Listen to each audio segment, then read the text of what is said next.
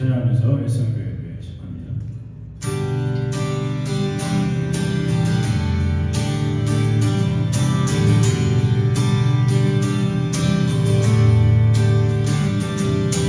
내 모든 삶의 행동 주 안에 주님 나의 힘을 다해 숨쉬는 순간들도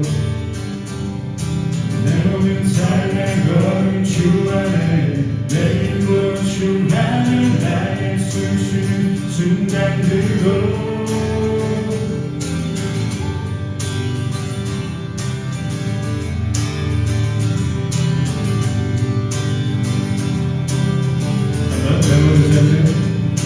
내 모든 삶의 행동 주 안에 주님의 빛난 나의 숨쉬는 순간들도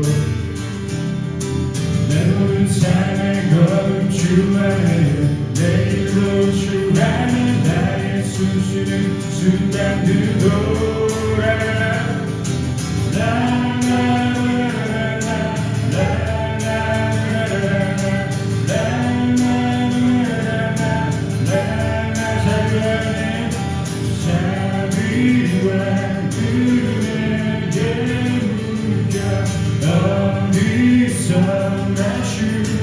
얼굴 보내 주 사랑 날 붙드네 놀라운 주님의 사랑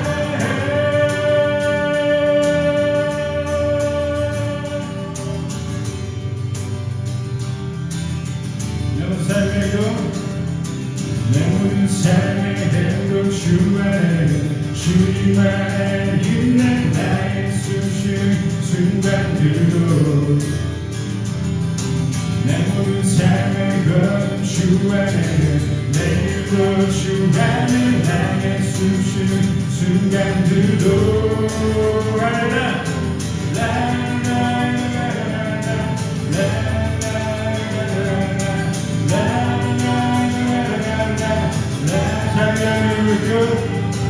자비와 은혜에 물겨 어디서 나 주 얼굴 보내 주 사랑 날 붙드네 놀라운 주님의 자비와 은혜에 물겨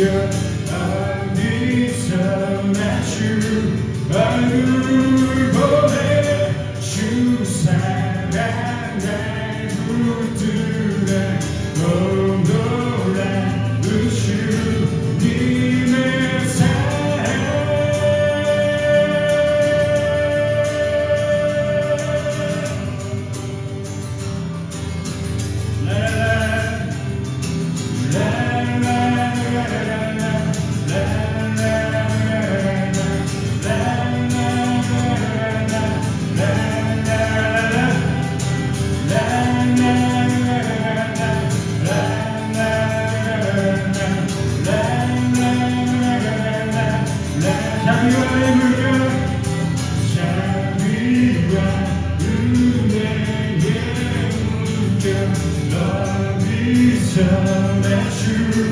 얼굴 보내 주 사랑 날 붙드네 놀라운 주님의 자비와 은혜에 물겨 어디서 나 주 얼굴 보내 주 사랑 날 붙드네 놀라운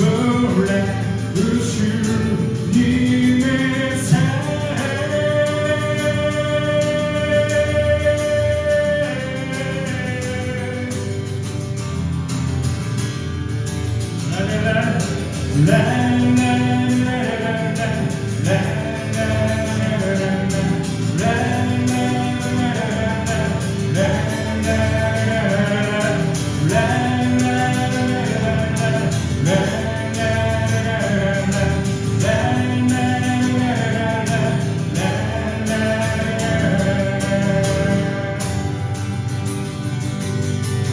주의 박수로 올려드립니다. 아멘.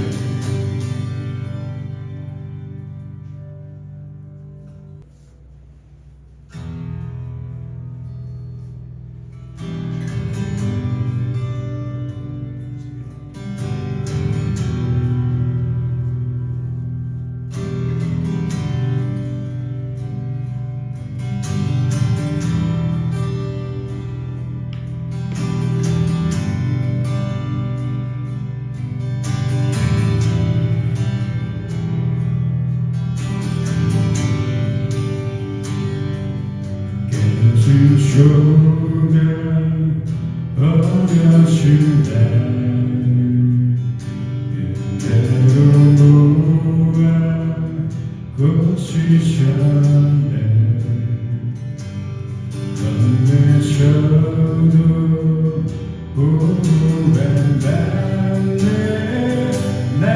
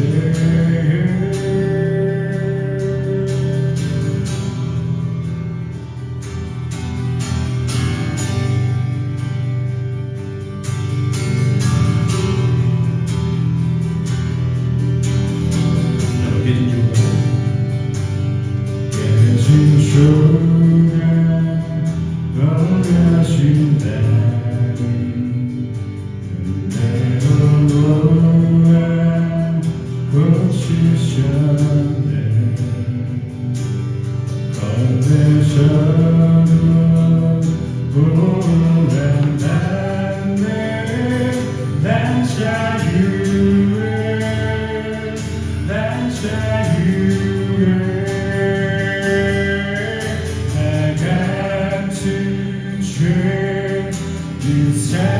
인생이신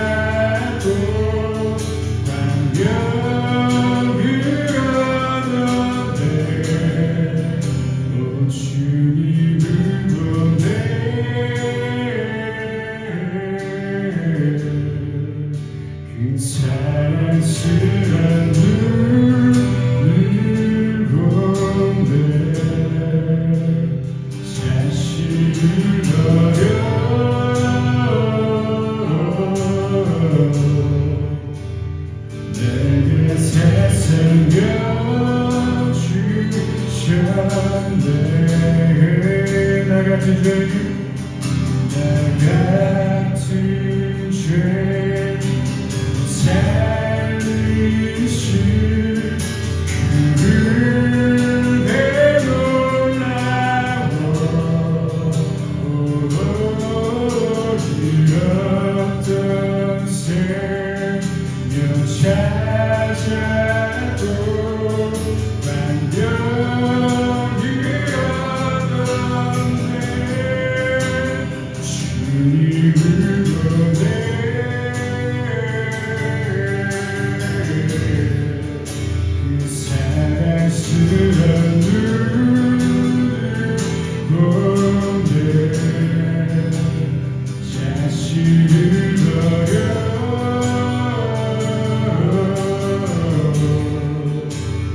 내게 새 생명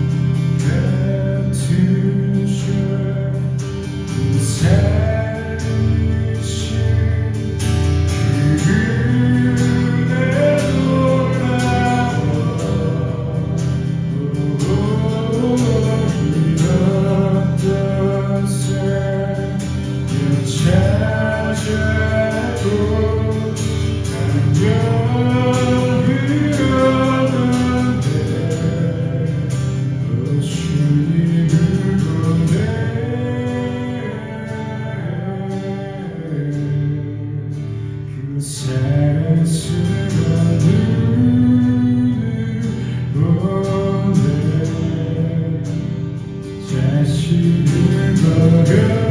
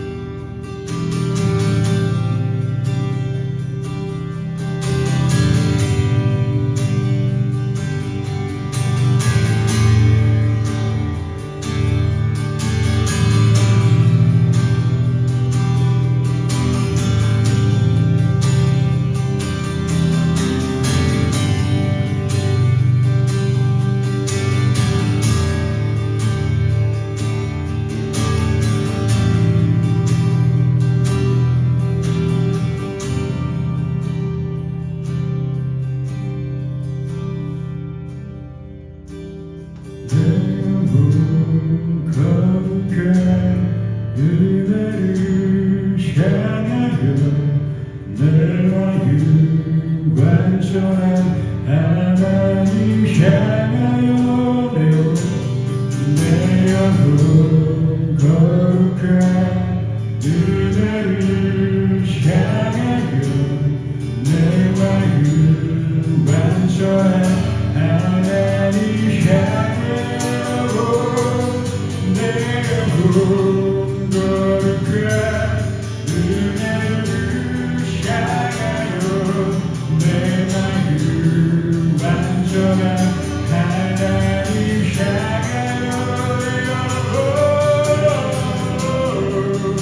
거룩한 은혜를 향하여 내 마음 완전한 하나님 향하여 내 영혼 거룩한 은혜를 향하여 내 마음 완전한 하나님 향하여 이곳에서 바로 이 시간 하나님을 예배합니다.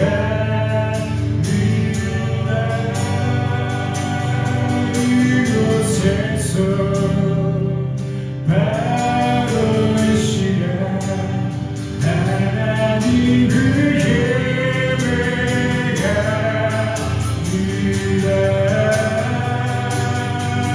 이곳에서 바로 이 시간 하나님을 예배합니다.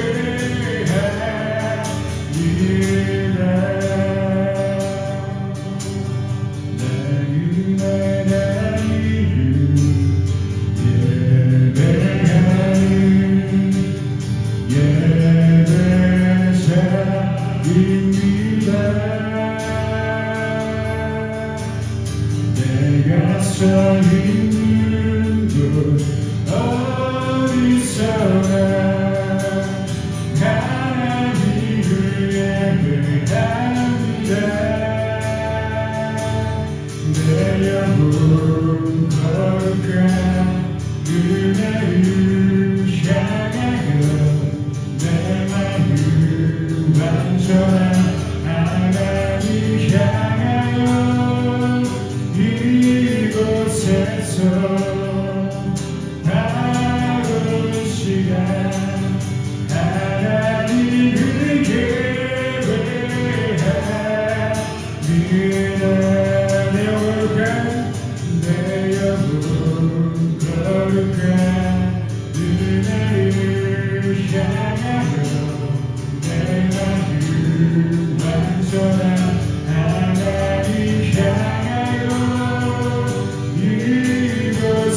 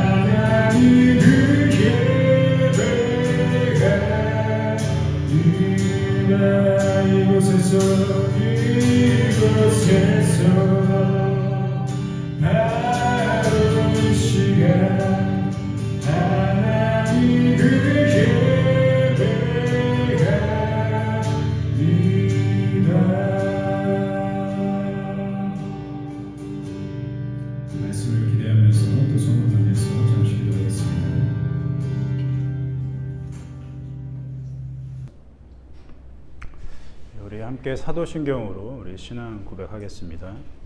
전능하사 천지를 만드신 하나님 아버지를 내가 믿사오며 그 외아들 우리 주 예수 그리스도를 믿사오니 이는 성령으로 잉태하사 동정녀 마리아에게 나시고 본디오 빌라도에게 고난을 받으사 십자가에 못 박혀 죽으시고 장사한 지 사흘 만에 죽은 자 가운데서 다시 살아나시며 하늘에 오르사 전능하신 하나님 우편에 앉아 계시다가 저희로서 산자와 죽은 자를 심판하러 오시리라.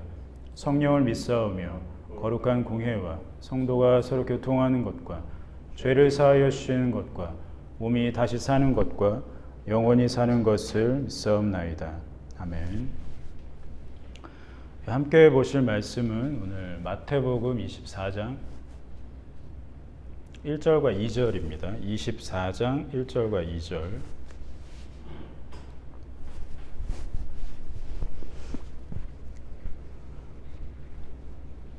마태복음 24장 1절과 2절 우리 함께 한 목소리로 읽어보도록 하겠습니다. 시작.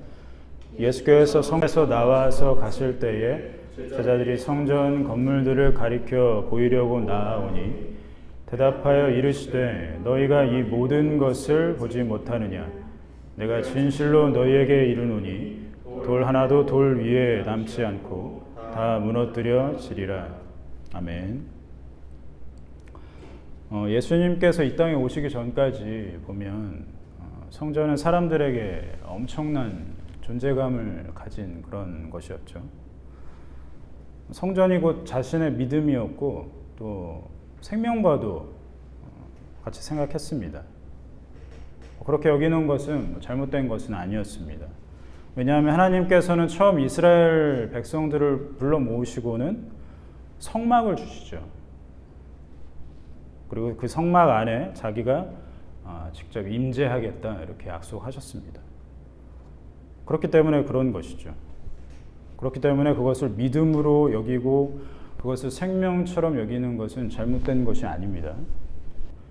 자, 그리고 다윗 시대를 거쳐서 이제 솔로몬 시대 때 성전이 건축이 됩니다. 성전은 더 특별하고 성막은 좀 덜 특별하냐? 그렇게 생각할 수는 없겠죠. 성전은 성막의 변형일 뿐이지 그 속성은 같죠. 하나님께서 그곳에 임재하시겠다는 그 속성에 있어서는 같습니다. 성전이 더 귀한 것이고 성막은 좀 더 이동식 텐트에 불과했으니까 좀 덜 특별한 거 아니냐, 그런 생각은 오산이라는 겁니다. 성전을 잠깐 살펴보면 성전은 시기별로 나눠서 약 총 3개의 성전으로 구별할 수가 있습니다. 우리가 잘 아는 제1성전 솔로몬 성전이죠. 솔로몬이 제위 5년부터 11년까지 걸쳐서 완공을 했습니다. 그때가 BC 959년경이었습니다. 자, 그러나 솔로몬이 그렇게 훌륭하게 성전을 지었지만 영원하지 못했죠. 남유다가 바벨론 왕 이 느부갓네살 왕에게 공격받으면서 멸망하죠. 그래서 BC 586년에 성전도 파괴됩니다. 당시에 아마 충격을 많이 받았을 겁니다. 성전이 이방인에게 공격을 받아가지고 무너졌다. 굉장히 충격적인 일이었겠죠. 자, 하나님의 백성이 이방인한테 짓밟히는 것도 모자라서 하나님께서 거하시는 그 상징인 성전이 파괴됐다. 그리고 안에 있는 그 성전 기물들까지도 다 약탈당했다. 이것은 적지 않이 충격적인 일이었을 겁니다. 받아들일 수 없는 일이 생긴 거죠. 자, 하지만 하나님께서는 하나님의 자신의 그 백성들이 이방인의 침략을 받고 또 성전까지도 무너지게 될 것이다라는 것은 이미 선지자들을 통해서 말씀하셨어요. 경고하셨습니다. 말씀을 듣지 않고 계속해서 불순종한 백성에게 있어서 그 성전에서 누릴 특권은 더 이상 누릴 수 없게 되는 거죠. 그것을 박탈당하는 것은 어찌 보면 수순일 거란 얘기입니다. 자, 그렇지만 예레미야 선지자를 통해서 하신 말씀대로 70년 동안 그들이 바벨론의 포로 생활을 하지만 그들이 결국엔 돌아올 것이다. 그래서 예언대로 70년 만에 귀환하면서 그들이 뭘 만듭니까? 다시 성전을 재건을 하죠. 자, 그렇게 지은 성전이 제2성전, 소위 수룹바벨 성전입니다. 에스라 3장 8절에 이렇게 나와요. 에스라 3장 8절입니다. 제가 읽겠습니다. 예루살렘에 있는 하나님의 성전에 이른 지 2년 둘째 달에 스알디엘의 아들 수룹바벨과 요사닥의 아들 예수아와 다른 형제 제사장들과 레위 사람들과 무릇 사로잡혔다가 예루살렘에 돌아온 자들이 공사를 시작하고 20세 이상의 레위 사람들을 세워 여호와의 성전 공사를 감독하게 하며, 이렇게 해서 제2성전, 그러니까 수룹바벨이 중심이 되었기 때문에 수룹바벨 성전이 완공이 되게 되는 거죠. 바벨론에 의해서 나라가 망하고 성전이 무너진 후에 고국으로 귀환했어요. 하나님 말씀대로 그렇게 했습니다. 더군다나 성전까지 재건을 했어요. 아마도 이것은 매우 감격스러운 일이었을 겁니다. 이스라엘 백성에게 있어서. 그래서 에스라와 학개서를 보면 포로에서 귀환하고 또 성전을 다시 복구하는 장면에서 우리도 그 말씀을 읽으면서 함께 감격을 맛볼 수 있는 것이죠. 자, 그럼에도 불구하고 제2성전도 파괴됩니다. 영원하지 못했어요. BC 169년에 수리아에 의해서 1차적으로 예루살렘이 침략을 당합니다. 그러면서 성전이 더럽혀지는 사건이 발생했습니다. 그 당시 상황은 굉장히 혼란한 상황이었어요. 로마 제국이 이제 막 부흥하던 시기였습니다. 서쪽에서는 로마 제국이 막 부흥하고 있어요. 근데 동쪽, 원래 문명을 이뤘던 헬라 문명이라고 하잖아요. 그리스, 지금으로 말하면 그리스, 튀르키예, 그리고 이집트, 이 지역에는 아주 혼란한 정세가 펼쳐지고 있었습니다. 그러니까 여러 왕조들이 서로 패권을 나눠 가지면서 어느 누구도 힘을 강하게, 그러니까 로마 제국처럼 강하게 갖지 못하고 여기저기서 일어났던 그런 시대였습니다. 자, 그 중에서 셀레우코스라는 왕조가 이 튀르키예, 그리고 페르시아, 그리고 이스라엘 연접한 곳까지 장악하고 있었어요. 근데 이제 이스라엘까지 침략을 한 거죠.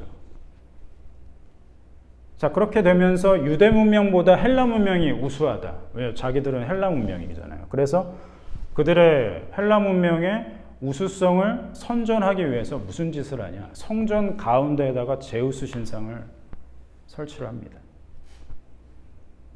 욕보인 거죠, 하나님을. 자, 이렇게 되면서 제2성전도 이제 위태한 거죠. 결국에는 언제 멸망합니까? BC 63년경에 로마가 강성하면서 땅을 엄청 넓힙니다. 그러면서 이스라엘까지 오죠. 그래서 로마에 의해서 BC 63년에 완전히 파괴됩니다. 자, 이렇게 제2성전도 무너지게 된 거예요, 결과적으로. 자, 그런데 이것을 다시 건축하려는 사람이 있었어요. 우리가 복음서에서 익숙한 헤롯 왕이었습니다. 그래서 제3성전은 마지막 성전이죠. 헤롯 성전이라고 우리가 부르는 거죠. 근데 이상한 게 헤롯은 유대인이 아니었습니다. 에돔 사람이었어요. 에돔 사람. 그러니까 이스라엘 옆에 있는 에돔 사람이었습니다. 그러니까 이방인이죠. 자, 그런데 자기가 이제 유대 지방을 통치할 권한을 이제 로마 제국으로부터 얻잖아요. 그러면서 이 헤롯 왕이 유대인들의 호감을 사기 위해서, 그래야 정세가 안정화되니까 호감을 사기 위해서 유대교로 개종합니다. 유대교로 개종하고 뭘 하냐? 성전을 세워요. 아주 화려하게 15층 막 이럽니다. 규모가 엄청 컸어요. 공사 기간만 84년이 걸립니다. BC 20년부터 시작해가지고 헤롯이 죽고 나서 AD 64년에 완공이 돼요. 엄청난 공사 기간이죠. 규모도 컸지만 이제 성전을 계속 이제 사용을 하잖아요. 매일 번제를 드리고 막 하니까 공사가 이제 막 방해를 받겠죠. 성전을 계속 사용 중에 공사를 이어가고 또 공사 규모가 엄청 대단했기 때문에 시간이 그렇게 많이 걸렸던 것 같습니다. 자, 헤롯 왕의 바람대로 이 성전이 아주 웅장하고 또 아름답게 지어졌어요. 우리 본문 1절과 병행 구절인 이제 마가복음 13장 1절을 보면 이렇게 나옵니다. 찾아보실 분들 좋겠습니다. 찾아보시면 마가복음 13장 1절입니다. 한번 찾아서 한번 같이 읽어볼까요? 조금 본문 1절과는 조금 뉘앙스가 다르거든요. 마가복음 13장 1절 함께 읽어볼까요? 시작. 예수께서 성전에서 나가실 때 제자 중 하나가 이르되 선생님이여 보소서 이 돌들이 어떠하며 이 건물들이 어떠하니까. 이제 감람산을 이제 통해서 이제 올라가면서 예루살렘 성전을 본 거예요. 제자들과 예수님께서 본 겁니다. 제자들이 이제 보십시오. 저 아름다운 성전을 보십시오. 이런 식으로 얘기하고 있는 겁니다. 이 돌들이 어떠하며 이 건물들이 어떠하니까. 그러니까 마치 자기들이 아름다운 건물을 짓고 나서 이렇게 뽐내는 것처럼 이렇게 소개하는 그런 장면이에요. 예수님 한번 보십시오. 얼마나 아름답습니까? 자, 예수님의 제자들은 대부분 갈릴리 사람들이었습니다. 예루살렘에서 조금 떨어진 곳이죠. 소위 촌사람들이에요. 갈릴리 촌사람들이잖아요. 예루살렘의 그 아름다운 성전을 보고 있자 하니까 마음이 들뜨겠죠. 성전이 얼마나 아름답습니까? 더군다나 헤롯 왕이 화려하게 짓는 그 성전의 모습은 보는 사람마다 감탄했다고 합니다. 랍비 기록을 보면 이렇게 얘기해요. 성전의 절정의 그 모습을 보지 않는 자는 아름다운 건물을 결코 보지 않았다고 하는 것과 같다. 그러니까 성전의 아름다움을 보지 않고서 어떤 아름다운 것을 봤다고 할 수 없다라고까지 얘기했다고 해요. 그만큼 아름답게 지어졌습니다. 그러니까 기록에 보면 헤롯 성전 건축 때 동원된 사람이 약 2만 명이에요. 조금 뭐 과장됐다고 하더라도 2만 명 정도 되는 사람들이 84년 동안 동원돼서 지었던 거죠. 주로 사용된 돌이 이제 대리석이란 말이에요. 대리석은 희잖아요. 그 대리석으로 다 둘러쌌으니까 성전이 아주 희게 보이는 거죠. 그러니까 멀리서 보더라도 눈에 띌 만큼 그러니까 아름답게 보이게 되는 거죠. 대리석의 평균 높이는 약 1m였습니다. 1m면은 돌 크기가 엄청난 거죠. 거기다 길이는 제일 긴 것이 한 12m? 뭐 이 정도 되겠죠? 네. 높이가 1m고 길이가 12m고 무게가 뭐 100톤에 가까운 돌도 있었다고 하니까 어마어마한 거죠. 그리고 활용점정인 게 지붕에는 황금으로 뒤덮였습니다. 자, 보세요. 대리석 희잖아요. 흰 건물 바탕에 지붕이 황금색이. 그러면은 햇빛에 반사됐을 때 그 모습이 어떨까요? 어마어마한 거죠. 상상조차 할 수 없습니다. 휘황찬란한 거죠, 말 그대로. 자, 제자들이 그런 헤롯 성전을 보는 가운데에서 이제 얘기를 하는 거예요. 오늘 본문입니다, 다시. 1절과 2절을 다시 한번 보겠습니다. 1절과 2절. 오늘 본문 함께 시작. 예수께서 성전에서 나와서 가실 때에 제자들이 성전 건물들을 가리켜 보이려고 나아오니 대답하여 이르시되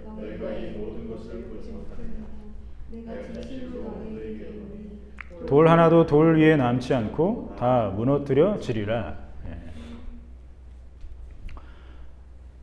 자, 저 성전의 아름다운 모습을 좀 보십시오. 이런 다음에 예수님께서 그 말을 받아서 하는 말씀이 뭐예요? 성전이 무너지게 될 거라는 말씀하시잖아요. 성전의 아름다운 모습을 좀 보시라고 했더니만 그 성전이 다 무너지게 될 거다. 굉장히 1절과 2절 사이에, 그러니까 제자들과 예수님 사이에 엄청난 이 간극이 있는 거죠. 우리가 복음서에서 알 수 있듯이 예수님께서는 제자들의 답변에 때로는 아주 엉뚱한 답변을 주시고 또 아주 상관없어 보이는 그런 말들도 하시잖아요. 근데 이 오늘 말씀은 굉장히 좀 더 선을 넘는 그런 답변인 것 같습니다. 예수님과 제자들이 이제 감람산에서 보이는 그 저녁쯤이었습니다. 그때가 전용놀에 반사된 성전의 대리석들, 또 황금빛 지붕의 그 아름다운 광경을 통해서 감탄하고 있었어요, 제자들이. 자, 그런데 그렇게 아름다운 성전이 돌 위에 돌 하나도 남지 않을 거다라고 말씀을 해주시는 거죠. 제자들은 굉장히 당황했을 것입니다. 어쓱했겠죠.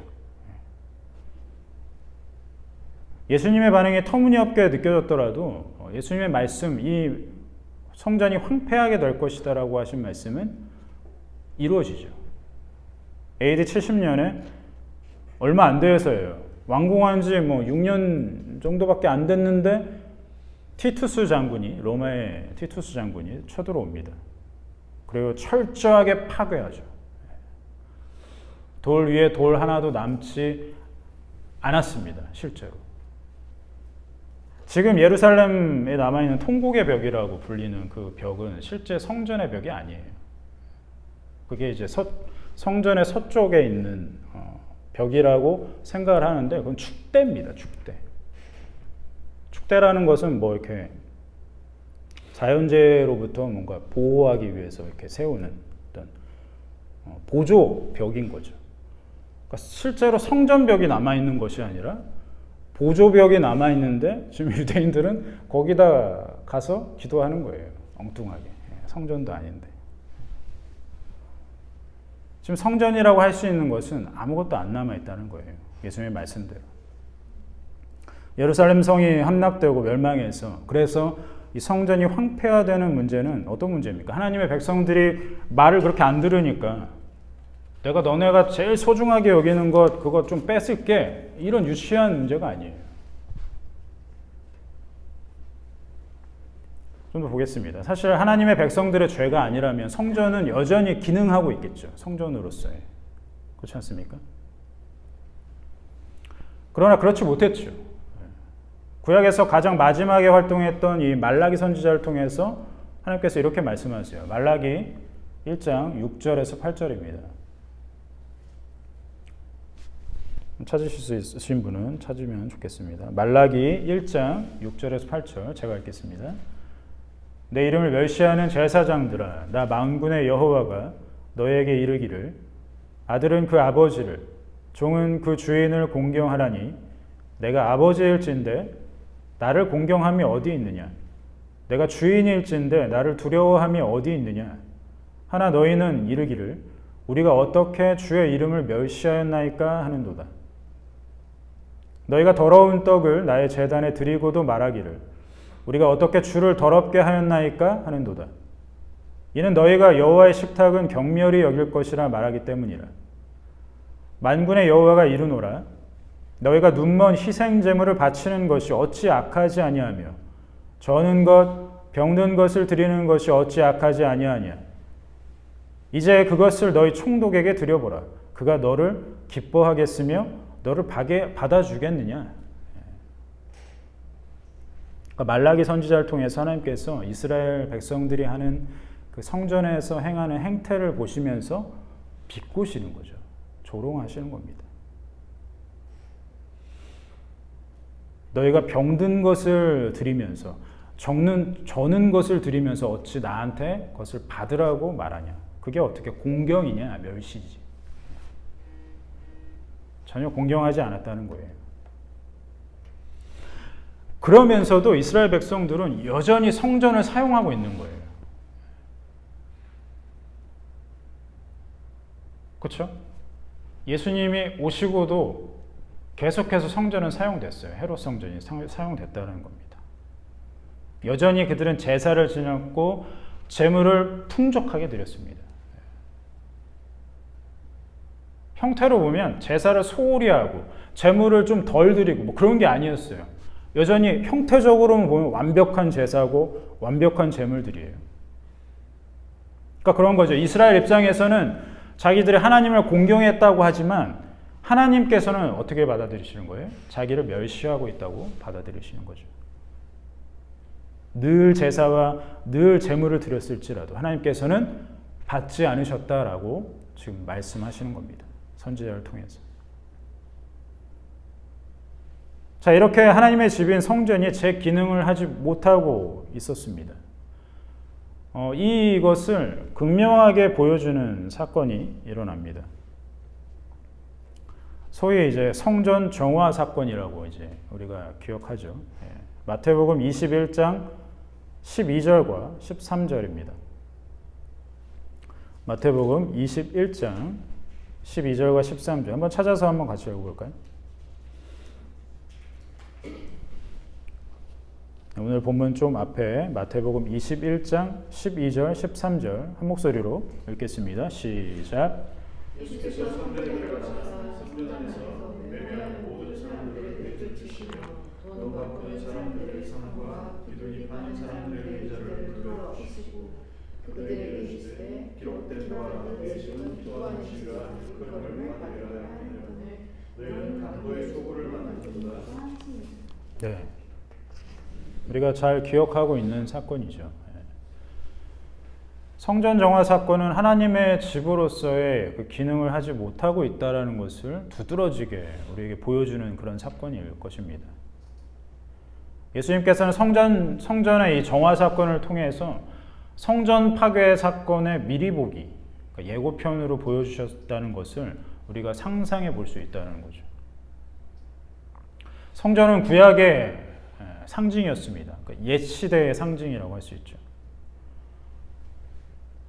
마태복음 24장 3절에서 제자들은 마치 성전 파괴가 예수님께서 말씀하신 이 성전 파괴가 세상 끝날에나 있을 법한 일로 생각하고 있었어요.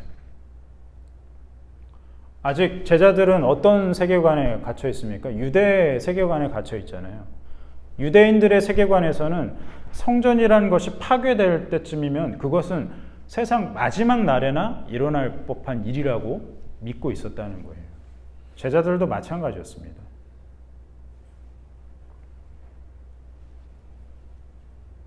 그러나 오히려 반대이죠. 제자들과 또 유대인들은 성전 파괴라는 것은 세상 끝날에 있을 것이라고 생각하고 살았지만 오히려 반대라는 겁니다. 예수님께서는 뭐라고 말씀하시는 거예요? 성전 파괴가 그 세상 끝날로 가는 그 전에 있을 가장 처음 사건이라는 거예요. 그게 시초가 되는 사건이라는 겁니다. 그러면서 환란이 일어나고 또 하나님 예수님의 재림이 일어나고 이런 것들을 24장 중반부 후반부에서 말씀을 하시잖아요. 그래서 말씀하시는 거죠. 성전 파괴를 시작으로 땡 하고 이제 종말 시대가 열리는 거예요. 반대인 거죠. 이스라엘 사람들이 생각하는 것과는. 성전 정화 사건에서 예수님께서는 그 성전의 질서가 깨진 것을, 어긋난 것을 보면서 그것을 바로잡지 않으셨어요. 그냥 혼내기만 했습니다. 야, 너네 성전 그렇게 사용하는 거 아니야? 이러면서 뭔가 훈수를 둔 게 아니라는 거예요, 예수님께서는. 그냥 꾸짖고 말았죠. 근데 충분히 그 당시에 성전 정화를 하면서 제 기능으로 돌릴 수도 있었죠, 예수님께서. 근데 그렇게 하지 않았다는 거예요. 그렇게 한다고 해서 그것은 궁극적인 어떤 영원한 방법이 될 수 없다는 거예요. 예수님께서 그렇게 정화를 하면서 야, 성전 이렇게 쓰는 거야 라고 바로잡아 주셨더라도 그것은 일회성 이벤트일 뿐입니다. 왜 그렇습니까? 궁극적인 방법은 뭐예요? 궁극적으로 정말로 이 모든 것을 바로잡을 수 있는 방법 하나, 예수님께서 죽임을 당하시는 것 외에는 없다는 거죠. 아직은 때가 아닌 거예요. 그냥 성전을 잘못 사용하는 것을 보고 그냥 꾸짖고 말으셨죠. 아직은 때가 아니었습니다. 자, 옛 시대가 끝나고 새로운 시대가 올 것을 예고하는 장면이 수 있다라고 우리가 얘기했잖아요. 성전 정화 사건이. 자, 이 성전 정화 사건 바로 뒤에 이어 나오는 사건이 치유하는 장면이에요.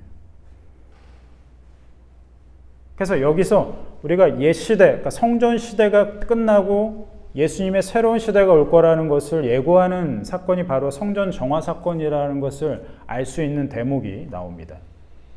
마태복음 21장 14절이에요. 우리가 방금 읽은 바로 뒷구절입니다. 이 구절도 같이 읽어볼까요? 마태복음 21장 14절 함께 읽습니다. 시작. 맹인과 저는 자들이 성전에서 예수께 나아오매 고쳐주시니. 아멘. 자, 맹인과 저는 사람들, 다리가 불편한 사람들이 성전에 나왔어요. 성전에 들어왔다는 겁니다. 그러니까 맹인과 저는 사람들이 성전에 들어왔다라는 것 자체가 이미 새로운 시대가, 예수님의 새로운 시대가 열렸다는 것을 보여주는 장면이에요. 왜 그런지 보겠습니다. 사무엘 하 5장 8절을 보면 이제 다윗이 헤브론을 중심으로 해서 이제 이스라엘 전체로 이제 나아가는 중에 있습니다. 거기서 이제 여부수 족속과 전쟁을 벌입니다. 여부수 족속은 지금 예루살렘 성을에서 살고 있는 족속이었습니다. 다윗이 헤브론을 중심으로 세력을 넓혀갈 때 여부수 족속을 반드시 정복을 해야지 나라를 이제 일으킬 수 있는 거예요. 자, 여부수 족속이 신흥 세력으로 일어나고 있는 다윗을 보면서 어떻게 생각했을까요? 무서워했을까요? 저런 잡놈. 뭐라고 조롱하냐면, 야, 맹인과 다리 저는 사람이 와서 너랑 싸워도 넌 진다. 그들에게. 맹인과 다리 저는 사람들이 와서 싸우더라도 너는 능히 이길 수 있다. 너 정도는. 다윗에게 그렇게 얘기한 거예요. 다윗이 어떻게 했어요? 어쭈? 나를 능멸해. 나를 멸시했어. 나를 조롱했어. 자, 그렇게 조롱하니까 어떻게 선포하냐면 맹인과 다리 저는 사람은 이 집에 들어오지 못할 것이다. 이 집이 어디예요? 다윗 성. 예루살렘 성. 여부수 족속이 살고 있던 그 예루살렘 지역. 자, 그 후로 해서 성전에는 어떻게 되냐면 맹인과 저는 사람들, 다리 저는 사람들이 출입이 불가하게 됩니다. 이 다윗의 선포 때문에. 그래서 유대인들의 구전 율법이에요. 미시나를 보면 탈무드 아시죠? 탈무드, 미시나, 미드라시 이런 율법, 구전 율법들을 보면 이렇게 나옵니다. 귀머거리들이나 백치들이나 미성년자들이나 고자들이나 혼혈인들이나 여자들이나 해방되지 않은 노예들이나 절름발이들이나 소경들이나 병자들이나 노인들이나 자기 발로 올라갈 수 없는 사람들은, 그러니까 올라가다라는 건 성전에 올라가는 것. 자기 발로 올라갈 수 없는 사람들은 성전에 들어갈 수 없다라고 기록이 되어 있어요. 그러니까 이 사람들은 출입 불가한 거예요, 성전에. 왜? 병든 것, 저는 것은 제물로 드릴 수 없으니까 그런 이치인 거죠. 다윗의 말로부터 해서 유대인들은 그걸 지켰던 거예요. 성전에 출입할 수 있는 자격. 근데 맹인과 다리 저는 사람은 성전 출입할 수 있는 자격이 없었다는 거예요. 근데 지금 성전에서 뭐 합니까? 예수님께서 고쳐주시죠. 성전 안에서 고쳐주시죠.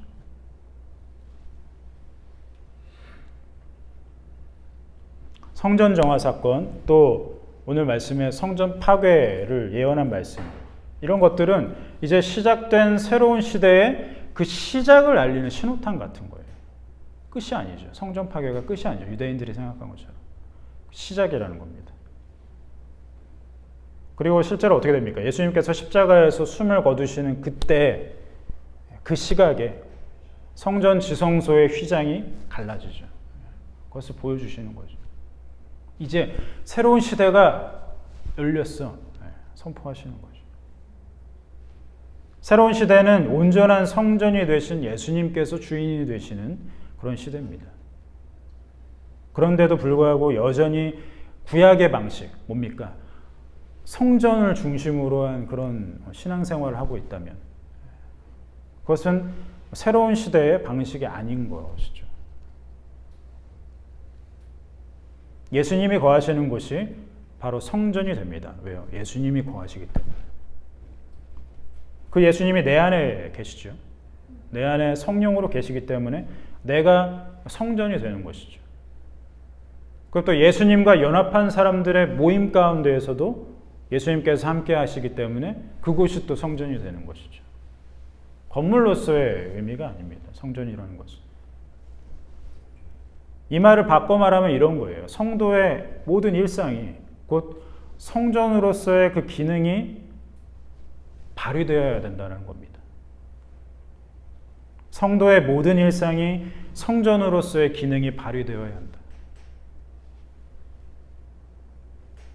그렇다고 해서 사람이 중심이 되는 것은 아니죠.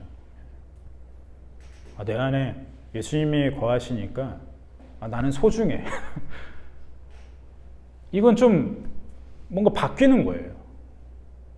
예수님이 내 안에 거하시니까 내가 소중해가 아니라 여전히 우리는 그 가운데에서도 예수님을 봐야 되는 거예요. 예수님이 소중한 거죠. 내가 소중한 겁니까?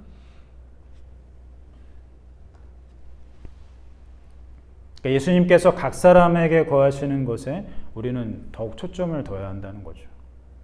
성도의 모든 일상이 거룩하게 여겨지는 것은 하나님께서 우리 안에 거하시는 예수님을 통해서 보실 때 그렇게 되는 겁니다. 내 안에 예수님이 없으면 나를 도무지 거룩하게 보실 수 없죠. 내 안에 예수님께서 살아계시기 때문에 그 예수님을 보고 내가 거룩하다고 여겨주시는 거죠. 이걸 우리는 혼동해서는 안 됩니다. 이것이 바로 성전의 주된 기능이라는 거예요. 성전은 건물은 무너졌지만 내가 곧 예수님이 거하시는 성전이기 때문에 그 성전으로서의 기능은 계속해서 발휘가 되어야 한다는 거죠. 그게 뭡니까? 흠없는 제물을 가지고 흠없는 제사장이 하나님께 나아올 때 그 죄인의 죄를 용서해 준 것 같이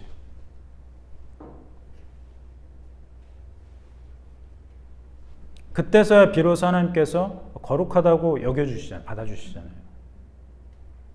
흠없는 제물, 흠없는 제사장이 그걸 가지고 하나님께 왔을 때 그것을 하나님께서 거룩하다고 여겨주시면서 받아주시는 거잖아요. 그게 성전의 기능이거든요.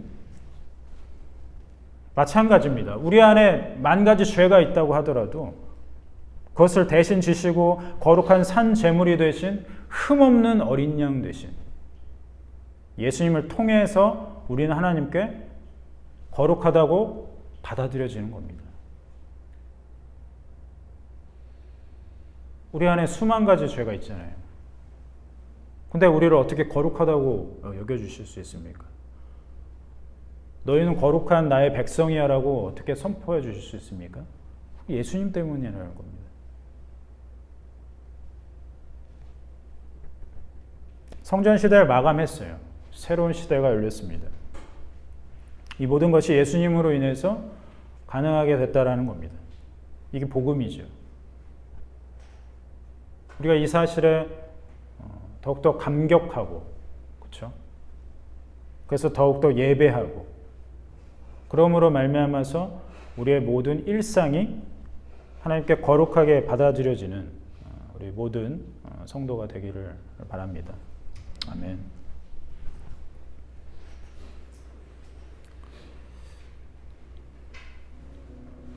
우리 함께 말씀을 좀 묵상하고 또 차분히 다시 기억하면서 같이 기도하는 시간을 가졌으면 좋겠습니다. 같이 기도하겠습니다. 주님, 되오시고 거룩한 산 제물이 되신 주님을 찬양합니다. 주님을 바라봅니다. 주님을 묵상합니다. 우리의 죄를 대신해서 지시고 십자가에서 죽으시고 부활하시고 승천하시고 또 다시 오실 것이라고 약속하신 그 모든 일들이 그리고 마침내 이루실 그 모든 구원의 모든 일들 그 사실로 말미암아 찬양하고 기도하고 그 말씀을 늘 되뇌이고 기억하고 그래서 더욱더 이 땅에서 살 동안에 더욱더 주님을 소망하고 살아갈 수 있는 모든 성도가 될 수 있도록 인도하여 주시옵소서. 우리 일상이 거룩한 산 제물이 되기 원합니다. 거룩한 산 제사가 되기 원합니다. 성전 건물은 비록 무너졌지만 우리를 회복하셔서 성전의 기능들로 하나님께 드려지기를 원하시는 그 하나님의 마음을 우리가 알게 하시고 그것을 보게 하시고 아브라함같이 주님 알지 못하는 보이지 않는 가운데에서도 늘 하나님을 바라보게 하시고 늘 하나님을 예배하게 하시고 늘 하나님을 찾게 하시고 늘 하나님을 쫓아가게 하시고 늘 하나님과 동행하게 하시고 늘 하나님의 말씀 가운데 거할 수 있는 능력 있는 성도들이 될 수 있도록 인도하여 주시옵소서. 세상에서 땅땅거리면서 사는 것이 능력 있는 것이 아니라 하나님의 말씀을 지그시 따르며 순종하는 삶만이 능력 있는 삶임을 우리가 다시 한번 알게 하시고 그것으로 자랑케 하시고 그것으로 만족하게 주님 도와주시옵소서. 우리 안에 이루실 그 모든 말씀들 그 모든 일들을 인하여서 찬양하고 예배할 수 있는 우리의 삶들이 될 수 있도록 인도하여 주시옵소서.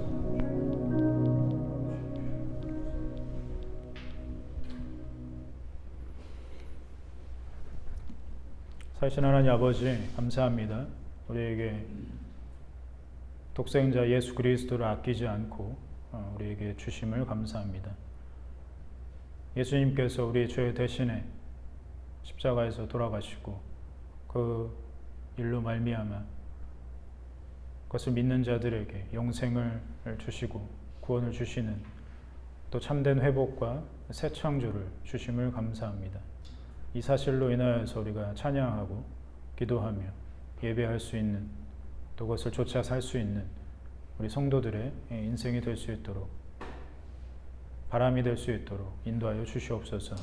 세상 것 소망하며 사는 것이 아니라 세상 것 누리면서 세상 것을 자랑하면서 사는 삶이 아니라 그 예수 그리스도를 자랑하고 예수 그리스도께서 하신 일들을 보게 하시고 그것으로 말미암아서 자랑하게 하시고 그것으로 말미암아서 우리 안에서 스스로 만족할 수 있도록 이끌어 주시옵소서. 세상을 비관하면서 사는 것이 아니라 그 세상은 성전이 파괴된 것처럼 세상도 멸망할 것이라고 말씀하셨는데 그 가운데 우뚝 솟아있는 오직 한 소망 대신 예수 그리스도를 바라봄으로 우리 인생을 하루하루 살아갈 수 있도록 인도하여 주시옵소서. 예수 그리스도의 은혜와 하나님 아버지의 크신 사랑과 성령 하나님께서 우리 안에 거하시고 우리 안에서 역사하시고 우리 안에서 힘 주시고 지혜를 주시는 또 하나님의 말씀을 깨닫게 하시는 그 감화와 능력이 오늘 머리 숙여 하나님 앞에 예배하는 무리와 주님의 온 교회 위에 이제부터 영원까지 항상 함께 있을지어다. 아멘.